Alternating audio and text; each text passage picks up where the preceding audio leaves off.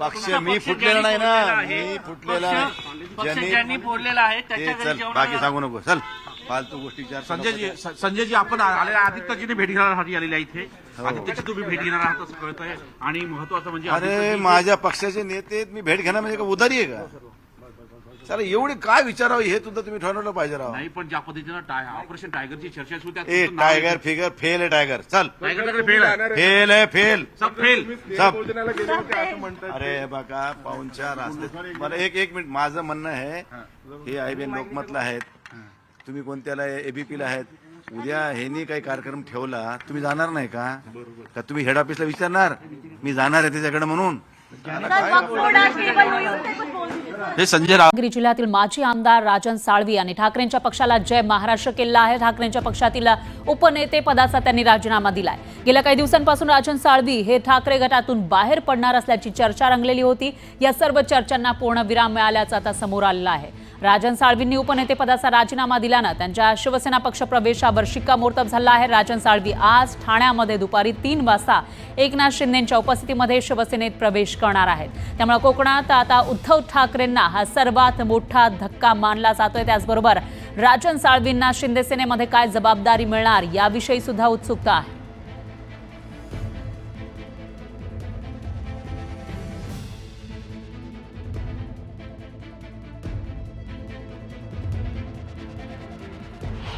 उद्धव बाळासाहेब ठाकरे यांच्या शिवसेनेचे निष्ठावंत कार्यकर्ते म्हणून ज्यांनी 40 वर्ष शिवसेनेचं काम केलं ते माजी आमदार शिवसेनेचे उपनेते राजन साळवी आपल्यासोबत आहेत. राजन साळवींनी नुकताच निर्णय घेतला आहे की एकनाथ शिंदे यांच्या शिवसेनेमध्ये जाण्याचा. जय महाराष्ट्र. जय महाराष्ट्र तुम्ही शिवसेना देखील आज केलेलं आहे. शिवसेना प्रमुखांनी तर शिकवणच दिलेली आहे. भेटला महाराष्ट्रात जातो जय महाराष्ट्र म्हणायचं ते सुरूच आहे आणि ते आहे सुरू राहणार. पण काय नक्की असं काय घडलं की उद्धव बाळासाहेब ठाकरे यांच्या शिवसेनेचे निष्ठावंत तुम्ही कार्यकर्ते म्हणून म्हटलात आणि तुम्ही आता त्यांनाच जय महाराष्ट्र करून तुम्ही पुन्हा चालल्यात, काय असं नक्की घडलं? गेले 38 वर्ष मी शिवसेना पक्षाचं शिवसैनिक, नंतर नगरसेवक, नगराध्यक्ष, जिल्हा प्रमुख आणि आमदार 3 टर्म असा माझा प्रवास झाला. त्या प्रवासामध्ये 2007चा माझा पोटनिवडणुकीचा पराभव, 2024चा ह्या निवडणुकीचा पराभव, 2007ची निवडणूक त्या पराभवाला कारणं वेगळी होती, संदर्भ वेगळे होते. 2024 सालच्या निवडणुकीच्या पराभवाला जी मंडळी कारणीभूत होती त्यांच्यामुळे मला पराभवाला सामोरं जावं लागलं, त्याबद्दलची सविस्तर माहिती मी शिवसेना पक्षप्रमुखांकडे मांडली आणि त्यानंतर मी शांत राहिलो होतो. त्यानंतरच्या कालावधीमध्ये आमच्या सहकाऱ्यांच्या इच्छेप्रमाणे, त्यांच्या सूचनेप्रमाणे, माझ्या इच्छेप्रमाणे आम्ही निर्णय घेतला आणि आम्हाला असं वाटलं की भविष्यातल्या कालखंडामध्ये आपल्याला संपूर्ण जिल्हा, आपला महाराष्ट्र पुढं न्यायचा असेल तर एकनाथ शिंदे साहेबांचं नेतृत्व आम्ही स्वीकारलं. तिथे वंदनीय शिवसेना बाळासाहेब ठाकरे आहेत, आपली निशाणी त्या धनुष्यबाण आहे आणि ते ठरवून आम्ही आज प्रवेशाचा निर्णय आज घेतलेला आहे.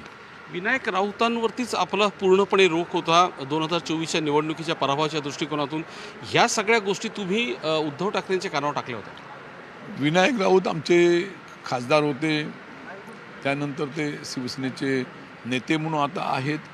पण आम्ही ह्या मतदारसंघामध्ये पाहिलं असेल तर विनायक राऊतांचा मला वाटतं मी सावत्र भाऊ असेल असं मला वाटतं.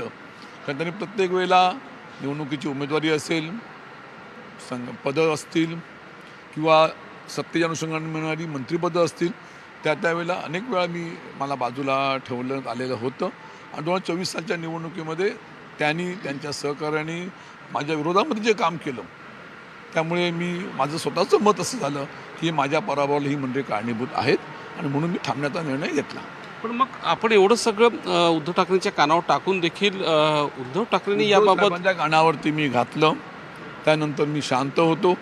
त्यानंतरच्या कालावधीमध्ये या सर्व मंडळींनी मला सूचना केली, विनंती केली, समजवलं की आज आपल्याला संपूर्ण जिल्ह्यामध्ये विकासात्मक बदल करायचा आहे. या जिल्ह्यामध्ये आपल्याला एक आदर्श जिल्हा महाराष्ट्रामध्ये बनवायचा आहे आणि याकरता ज्यांनी 2.5 वर्ष त्या ठिकाणी मुख्यमंत्री म्हणून जे काम केलं ते काम निश्चितपणे एक आदर्श काम म्हणून पुऱ्या नाही म्हटलं तरी देशामध्ये मानलं जातं.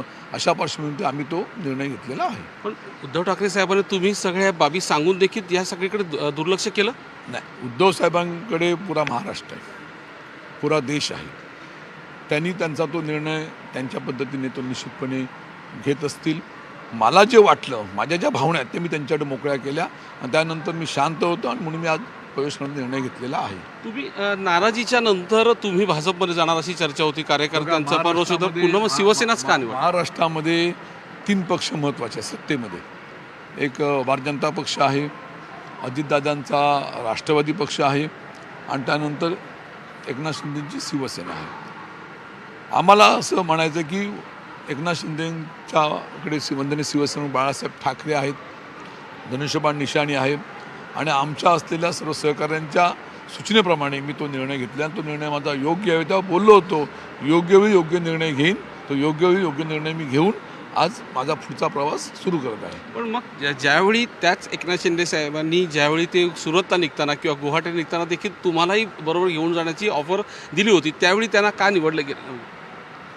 त्यावेळी ते निर्णय योग्य असतात, त्यावेळी तो निर्णय मला योग्य वाटला आणि म्हणूनच एक निष्ठावंत राजन साळवी पक्षप्रमुख उद्धव साहेबांसमोर थांबला आणि त्यांच्यासोबत माझ्याकडे अँटी करप्शनची चौकशीसुद्धा लागली.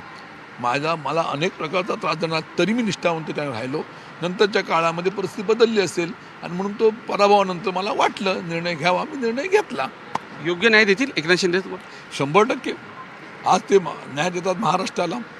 आज देशाच्या पातळीवर त्यांचं नाव आज चर्चेला जातं आहे आणि गेले 2009 ते 2022 त्यांच्यावर त्यांचा एक सहकारी आमदार म्हणून मी काम केलेलं आहे, कामाची पद्धत पाहिलेली आहे. मला नक्की विश्वास आहे की नक्की आमच्या मतदारसंघातल्या जिल्ह्यातल्या विकासाला ते गतिमान देतील असं मला वाटतं. पण तुम्हाला काय वाटतं की आता शिंदे साहेबांसोबत गेलं पण खरी शिवसेनाच एकनाथ शिंदेचीच वाटते? आजचा शिवसेना पक्षप्रमुखांचा विषय शिवसेना म्हणून येतो आणि वंदनीय शिवसेना बाळासाहेब ठाकरे आणि धनुष्यबाणे एकनाथ शिंदेकडे येतं आणि म्हणून शिवसेना प्रमुखांच्या सोबत आणि धनुष्यबाणांसोबत जाण्याचा निर्णय आम्ही लोकांनी घेतलेला आहे. काल एक महत्त्वाची बैठक आपली एकनाथ शिंदे साहेबांसोबत झाली आणि त्यामध्ये उदय सामंत होते, भैया सामंत देखील होते.